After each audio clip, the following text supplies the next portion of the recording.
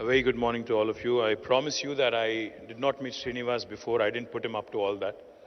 Called me a karma yogi and all that. I'm not too sure if I'm worth it, but thank you, Srinivas Garu, for those really, really kind words.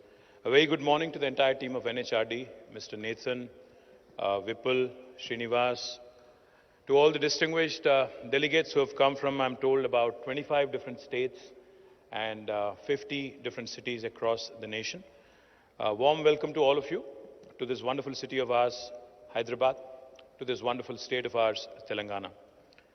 The topic, that has been given to me is decoding the economic future and how Hyderabad can act as a catalyst for a 5 trillion economy. Before I get into the subject per se, let me quickly point out a couple of things.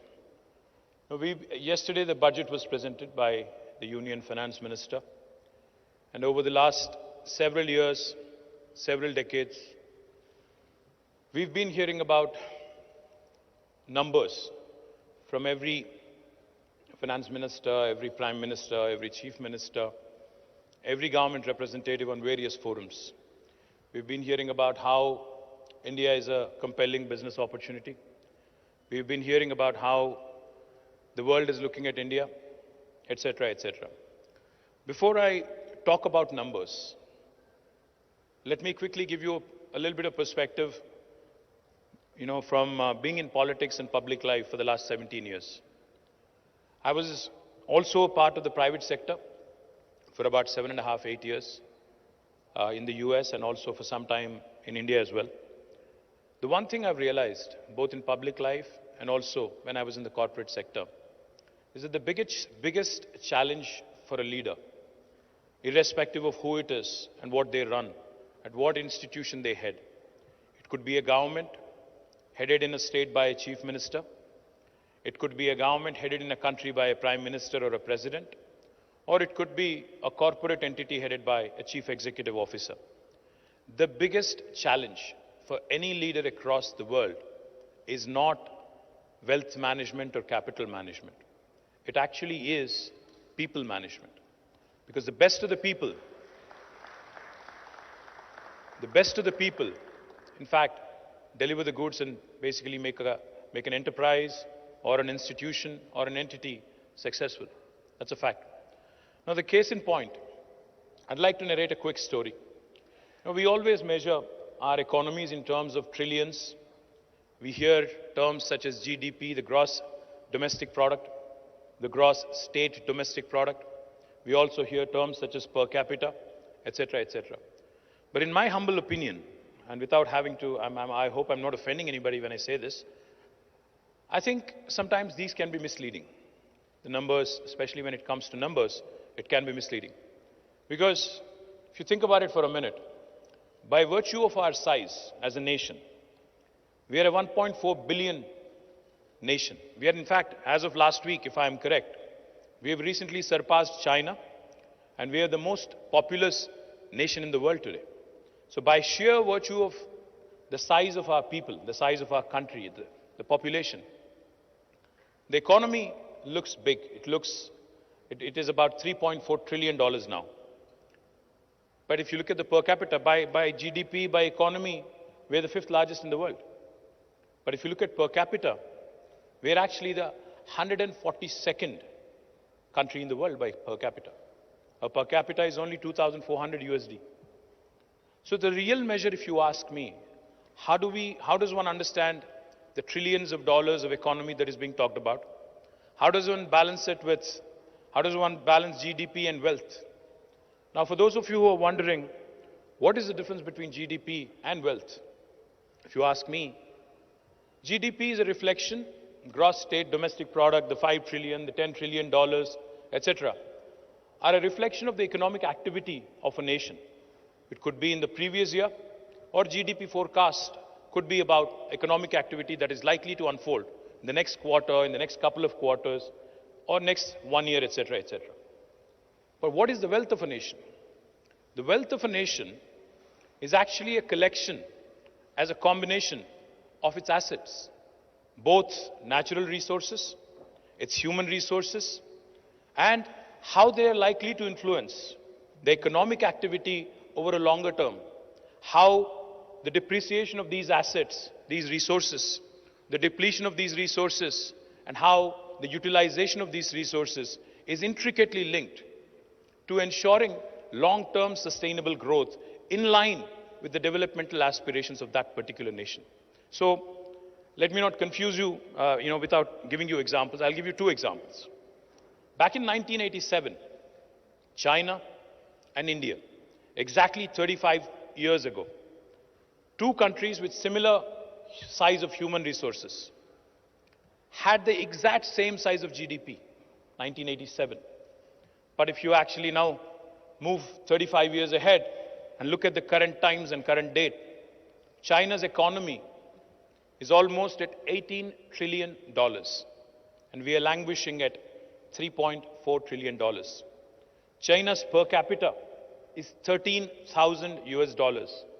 Our per capita is 2,400 US dollars. So what am I talking about here? What did China do that India didn't in the last 35 years? In my humble opinion, if I have to sum it up properly in one single line, I think China managed its aspirations, its developmental goals, and ensured that the natural resources and human resources were put to good effective use, and has competed with the West and the best in the world to ensure it reached where it is. But even China has a long way to go. If you look at the size of the economy versus the size of the people, huge difference. I'll give you one example of another Asian country which has done tremendously well purely because of the intellect of its people. Japan. All of you know the story of Japan, at least most of you, I would imagine, would know the story of Japan. It's a country with about 12.57 crore people, not even 1/10 of India. And it's a country whose geography, in fact, is so complicated that 75% of the country is uninhabitable. 75% of the country is mountainous. The topography is such that it's a very, very densely populated country across the coastal areas. And unfortunately, Japan is one of those countries which is surrounded by oceans. So it's had frequent tsunamis, cyclones, typhoons, earthquakes, very little natural resources, very little cultivable area. Only 11% of the land is cultivable, and very little area where humans can actually inhabit. And on top of all this, if you remember, in World War II, Japan is the only country on the planet which had been bombed. Hiroshima and Nagasaki, I'm sure all of you have heard. It's the only country which was ever under nuclear attack in 1940s. Now what happened then? Today Japan is the third largest economy in the world. In fact, till until 2010, it was the second largest economy in the world. That's when China actually surpassed it. So what's happening in the world, if you think about it for a minute? India, with 140 crore people, with 40 crores of cultivable area, abundant natural resources, amazing talent, and most importantly, with a median age of 28, and with 65% of India being less than the age of 35, only has a 3.4 trillion economy. But Japan, with 12.57 crore people, with a median age of 49, has a 4.3 trillion economy with a per capita of 39,000 US dollars. So what is happening in these two countries, if you think for a minute? The one thing I can tell you that Japan has done successfully, has invested in the sectors that matter, has invested in its people, has ensured that the focus of the government, the collective goal, the collective national ambition, the collective national aspiration as a nation was very well defined, was extremely well etched in the minds of every Japanese, and they went about it with a single-minded pursuit. In India, unfortunately, while we do have leaders, while we do have many smart leaders, unfortunately our focus is always on politics. We're not focused on economics. Our focus is on winning the next election. Our focus is not in ensuring that the next generation has a better life than ours. That's the unfortunate challenge in India. We're in perennial election mode, including me. I'm not trying to say that we are any different. That's the unfortunate reality of being the world's largest democracy with elections happening throughout the year, and with every single politician, instead of being focused on economics, is always seized with more and more politics every single day. That's the problem with India right now. So what is it that I'm proposing? The question that I think we all need to ask ourselves is, should an economy, should a country's wealth be measured by numbers, by the 5 trillion numbers, by the 10 trillion or the 16 trillion numbers, or should it look at the most valuable asset that it possesses? In India's case, I think it's the think force that we have. India's think force, like I said, which is 65% with the median age of 35, 50% with the median age of 28. I think that's the biggest asset that India has. Unfortunately, not many countries have that. Like I said, Japan's median age is 49, China's median age is 39. I can go on. We're the youngest nation on the planet. But are we putting our human resources? Are we putting this human capital to good use? No. We have sociologically, psychologically as a nation. I was at a couple of schools yesterday and day before, meeting and interacting with young minds, youngsters. I kept asking them. I kept probing. I said, are you happy with the infrastructure? They said, okay, we are reasonably happy. I said, do you want anything more? They said, we are fine. And I kept asking and I kept probing. I asked them one question. I said, what do you want to be once you graduate, once you become a graduate or a postgraduate? About 99% of them said, I want to actually be employed. I want to be seeking a job. When I asked them, why do you want to be a job seeker? Why can't you be a job creator? Not many of them actually had a straight answer. As a society, as a nation, I think collectively, we have ensured that this amazing, abundant talent, abundant human capital that we have converted it into a huge, huge pile of worker bees, and not as somebody who thinks of creating wealth, of somebody who can create jobs, of somebody who can create free market enterprises which will thrive and compete with the best in the world. Unfortunately, in the last 75 years of independence, name one single brand from India that has come out, which is truly having a global appeal. A real, original Indian brand that truly has a brand appeal across the world. If you ask me, look around. You will be holding an Apple phone. You will be holding a Sony phone or a Samsung phone or one of those amazing brands. You must have come in a Toyota or a Honda or even a Suzuki, I don't know, BMW, Mercedes. All of these brands are alien. All of these brands are alien and have been created by small countries, a very small sized population. If you think for a minute, what is Taiwan famous for? Taiwan is famous for semiconductors. Taiwan is famous for electronics. What is Singapore famous for? A small country with about, I think, less than the size of Hyderabad. Half the population of Hyderabad is today almost $1 trillion economy. So what are we talking about here? Singapore can be $1 trillion economy, and a country like India is still dreaming and still talking about $5 trillion. It will happen. 5 trillion will happen. No matter if there is a government in Delhi or Hyderabad, it will happen. Even if there is no government, even if there is no prime minister, even if there is no chief minister, the 5 trillion dream will happen. It doesn't take a government to make that happen.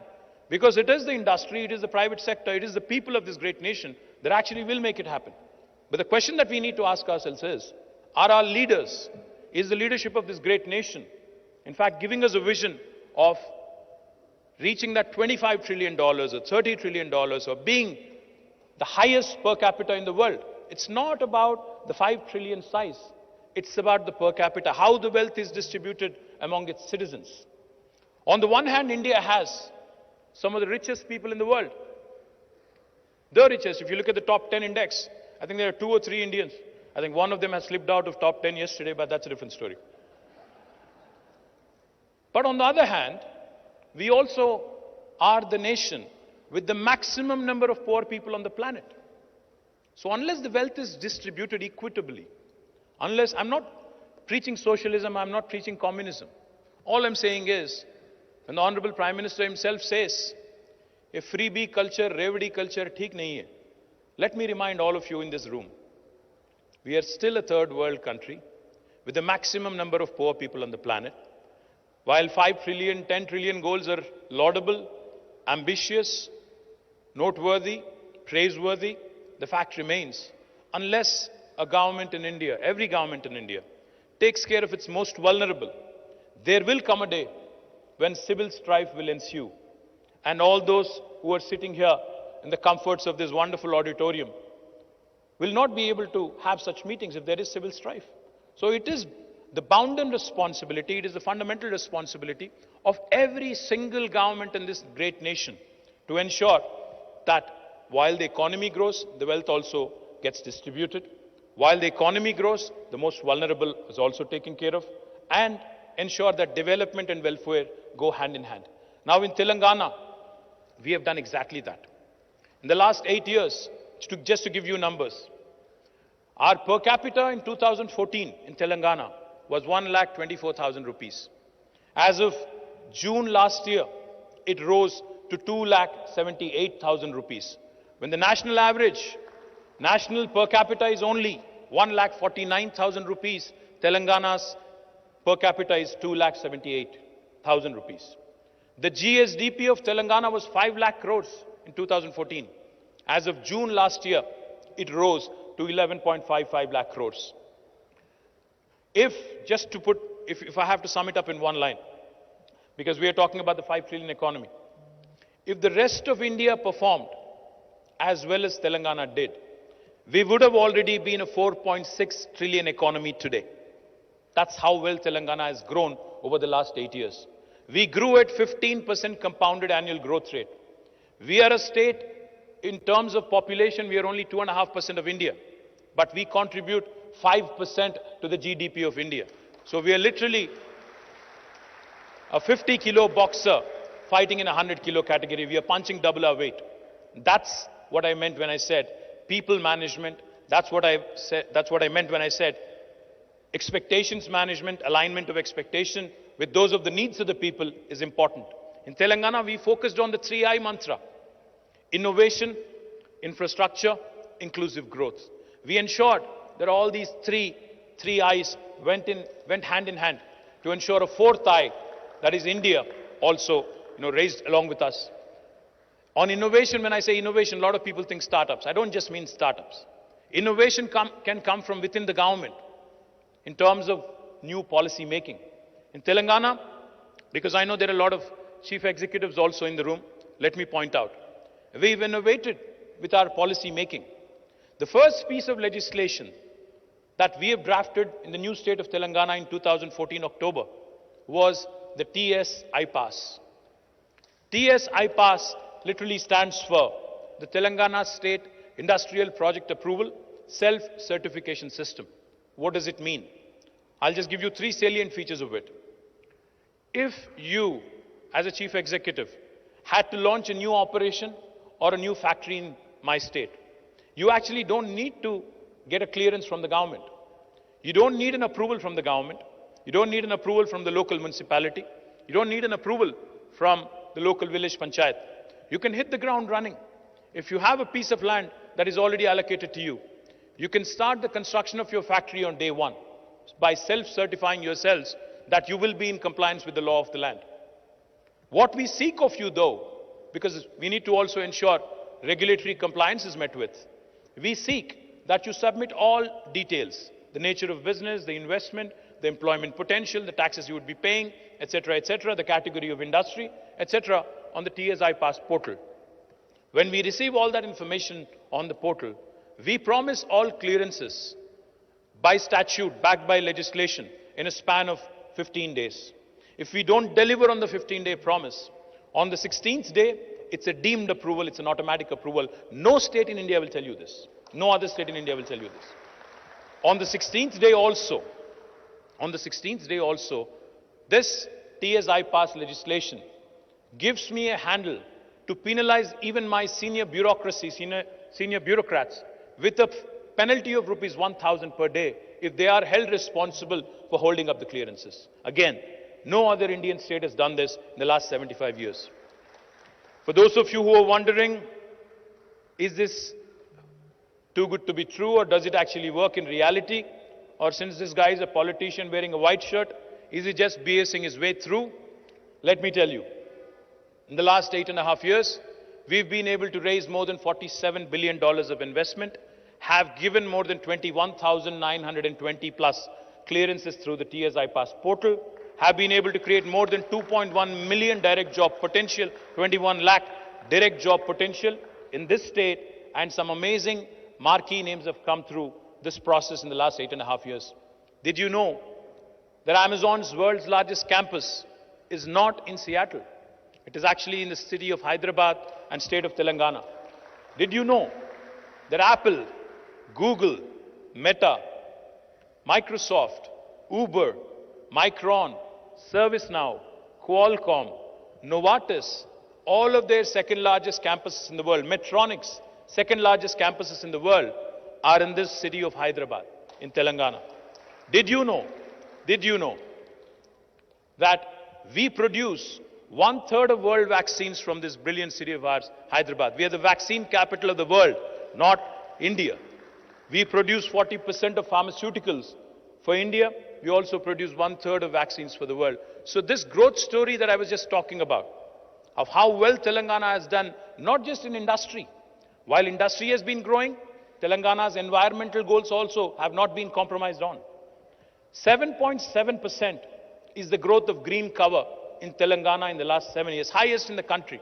So this is the kind of well-rounded development I was talking about. Industry not at the cost of environment.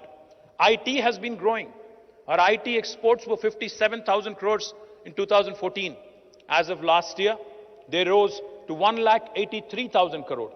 IT has been growing, but so has agriculture. Our agriculture has grown at 119%. Our paddy production in 2014 was 68 lakh metric tons. In 2022, it rose to 3.5 crore metric tons. We are the only state in India to have completed an amazing drinking water project of providing a potable drinking water connection to each and every one of our 1 crore homes, even before the government of India woke up, under a project called as Mission Bhagirath. In 75 years, we were the first state in India who had accomplished that. While drinking water has been taken care of, let me also indulge you for a minute. Those of you who are trigger happy, I request you to pull out your phones for a minute. Please do. Please Google. World's largest lift irrigation project. And please tell me the answer, one of you, after you Google. World's largest lift irrigation project. Kaleshwaram project in Telangana. We literally lift a river from 80 meters above sea level all the way to 618 meters above sea level. We talk about three gorges, we talk about Chinese execution, etc., etc. But the fact is, the wonderful engineering human capital that we have in the state of Telangana were able to accomplish, the youngest state of India was able to accomplish an engineering feat of commissioning the world's largest lift irrigation project in a flat 4 years of time span. Now that's a record in itself, and that's why I call my state the most successful startup state of India, not because we had capital, not because we had resources, but because we had amazing human capital, and but because our Honorable Chief Minister recognizes the grassroots problems, has ensured that these amazing human resources were deployed in a logical fashion, in a methodical fashion to achieve these goals. So once again, when I have to talk about Hyderabad and how it can catalyze 5 trillion economy, I'll only say one thing. If only the rest of India can work like Telangana, if only the rest of India can be led by a leader like KCR, then I think 5 trillion is a joke. We'll actually reach a 15 trillion economy in the soonest possible time. Thank you very much for this opportunity. Jai Telangana. Just stay for a few minutes. Thank you, sir. Really very, very inspiring. And Nathan actually started the whole talk with the best city in the country to live is Hyderabad. That's where he started from. And truly, the innovation, the infrastructure, and the inclusive growth, which you touched upon, is really, really amazing. Thank you for that. We have requested if any questions people have, Poonam, you have any questions received? If you can just let us know, that'll be helpful. We requested people to write down on a card and give it. So, Poonam.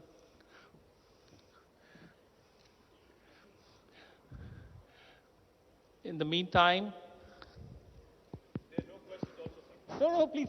No, there are people who've written the questions, sir.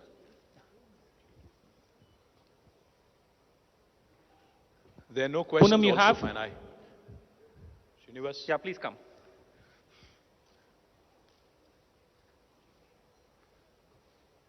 Somebody get her a mic, no?